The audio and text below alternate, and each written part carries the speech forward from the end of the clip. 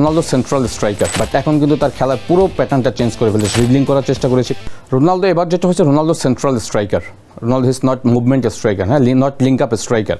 হ্যাঁ, রোনালদো কিন্তু খেলার প্যাটার্ন অনেক চেঞ্জ হয়ে আসছে। আপনি যদি দেখেন রোনালদো আল নাসেরে যেটা করে, হ্যাঁ, লাস্ট ওয়ার্ল্ড কাপও কিন্তু আমরা দেখছি রোনালদো অনেক ড্রিবলিং করার চেষ্টা করেছে, পিছন থেকে এসে মিডফিল্ডারের সাথে কানেক্ট হয়েছে, বাট এখন কিন্তু তার খেলার পুরো প্যাটার্নটা চেঞ্জ করে ফেলেছে। সে কিন্তু এখন সেন্ট্রালি থাকে, ফ্লাঙ্ক এরিয়া থেকে ক্রস আসে, হেড করে আইদার প্লেসিং বা শুটিং করে গোল করার চেষ্টা করে। সে তার কিন্তু খেলার ওই যে ড্রিবলিং বা মুভমেন্ট, এক্সট্রা মুভমেন্ট, এই সেগুলি কিন্তু এখন সে করে না।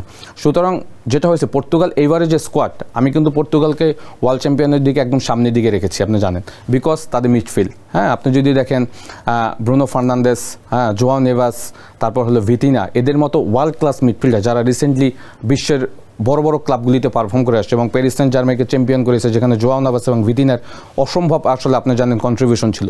এই ধরনের প্লেয়াররা যখন আপনি স্কোয়াডে থাকবে তখন রোনালদোর জন্য খেলাটা কিন্তু খুব সুবিধা, যেমন রাফায়েল লেও রয়েছে তাদের দলে।